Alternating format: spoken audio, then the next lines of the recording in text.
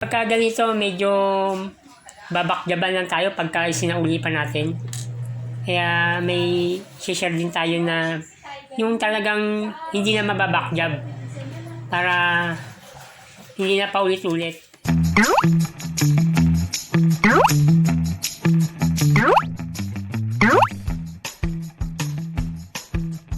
Hello mga katek! Welcome back mga ka-WJT. Gagawa tayo ng simpleng tutorial dito sa mga Bluetooth speaker box. Yung mga ganitong klase, kadalasan ito talaga yung nagiging problema eh. Kahit anong brand, kahit na mga original pa nga eh, ito yung nagiging problema. Laging nakakalas yung kanyang charging port. Okay? Minsan dinudugtong pa natin pero nababakjaban lang tayo. Ngayon tuturuan ko kayo nung diskarte na pwedeng gamitin. Kasi ito, gumagana pa naman eh. Okay? Okay pa naman siya. Nakakalas lang yung kanyang charging port. Kung pagmamasdan nyo itong charging port, pati yung copper ng board niya, sumama eh. Nakikita ba? Ayan oh. Pagka ganito, medyo babakjaban lang tayo pagka isinauli pa natin. Kaya may share din tayo na yung talagang hindi na mababakjab para hindi na paulit-ulit. Okay, buksan lang natin itong unit para mapakita ko sa inyo yung kanyang charging port. Kailangan lang natin tanggalin muna itong tornilyo para sa board. Okay. Okay, pakita natin para mas maintindihan.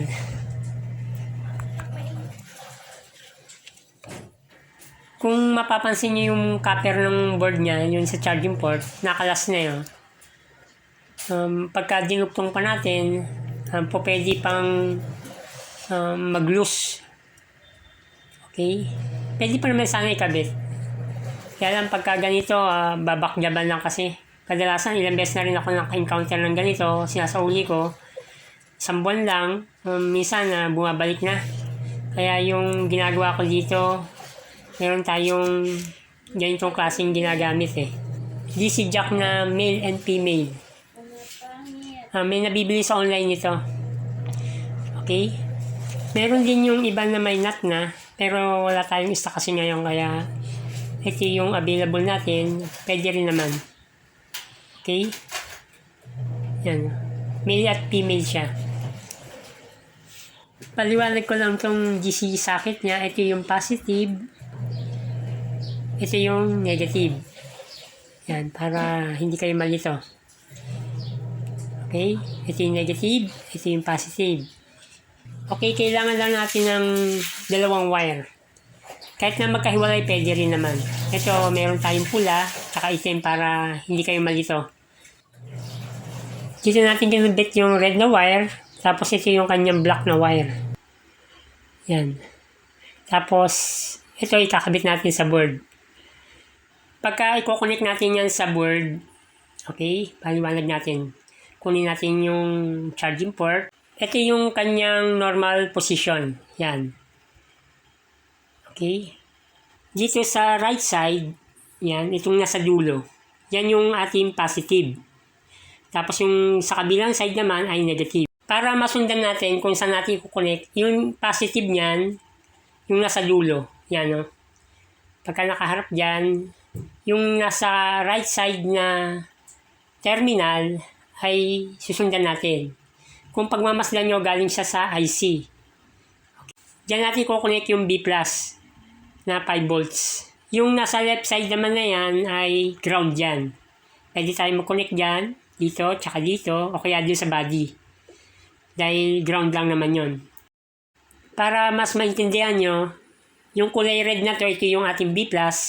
I-connect natin yan sa board. Kung pagmamasdan nyo yan, ito yung galing dito sa IC. Yan, susundan lang natin. Okay, ito na yung pinaka madali para may connect natin. Kaysa dun sa mismong charging port kasi putol na eh. Kaya susundan lang natin yung nasa right side na charging port. Okay, kinonect lang natin to dito para mas maintindihan nyo. Okay, itong kulay red na yan yung ating B+. Nakakonect yan dun sa right side ng charging port. Okay? Diyan siya nakakonect. Tapos yung ating negative naman, pwede natin i-connect dito o kaya din sa body ground ng charging port na. O pwede rin. Diyan, pwede natin i-connect. Then negative naman yan. Okay? Tapos hinangin lang muna natin para mas maintindihan nyo.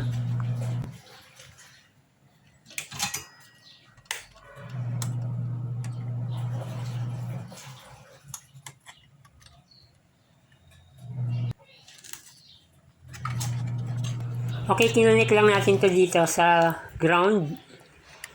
Yan. Pwede rin dyan kung gusto nyo. Mas maluwag kasi dito kaya dito natin kinonek. Pero pwede rin naman yun. Okay, na-connect na natin yung mismong sa charging port. Itong DC jack naman ang ating gagawin. Okay, dito wala na tayong problema. Okay, yung charger natin gagamitin ay yung dati pa rin natin ginagamit. Tapos itong nasa dulo nito ay puputulin natin.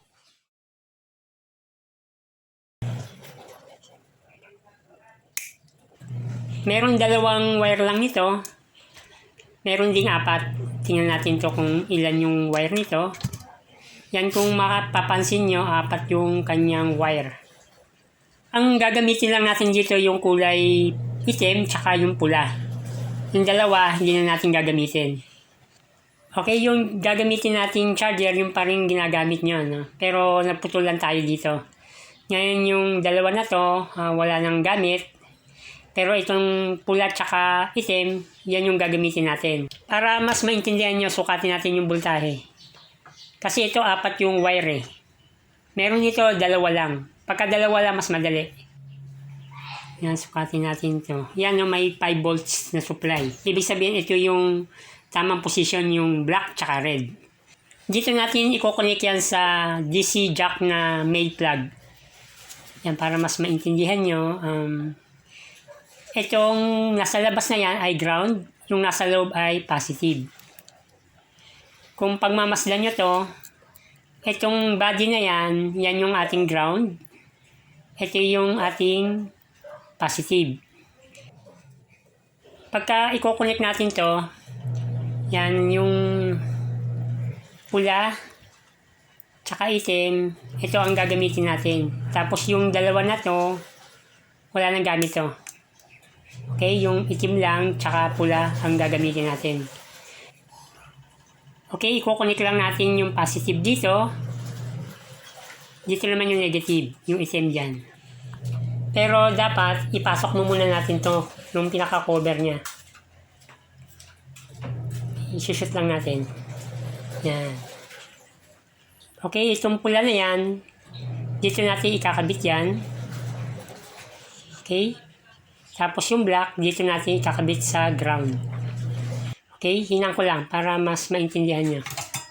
Okay, habang hinihinang natin ay huwag pong kalilimutan mag-subscribe. Click nyo na rin po yung notification bell button para updated po kayo sa aking video. Huwag nyo na rin pong kalilimutan si Jojo Tech Tips, yung aking second channel. Maraming salamat po. Okay, ganito lang. Ito yung positive, ito yung negative. Okay? Tapos, subukan natin. Tingnan natin kung mag-charge. Yan o. Umilaw siya. Kita ba? Ayan o. Para mas makita niya. Lapit natin konti. Yun. Umilaw siya. Okay? Ganun na ginawa natin. Pagka hinugot natin yan, mawawala yung kanyang indicator light. Nahinang pa lang natin eh, di ba? Ngayon, para hindi siya mahuhugot, iipit lang natin yun dyan. Yan, na meron siyang clamp. Tapos, iipitin lang natin. Yan, kahit long nose, pwede rin.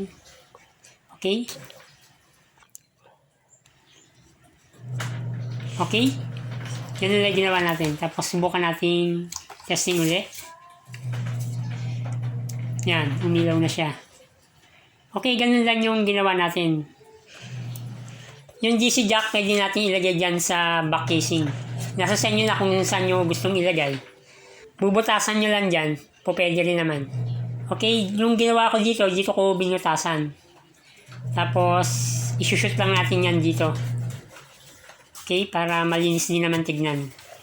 Okay, dito natin nilagay. Yan. Nilagyan ko lang ng glue stick para matibay siya. Okay, tapos babalikan natin itong board.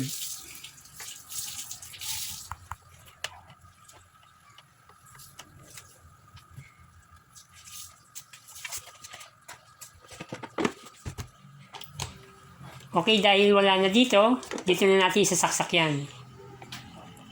Yan. O yan, umilaw na. Okay? Mas matibay na to. Hindi na kayo mababakjaban nito. Okay?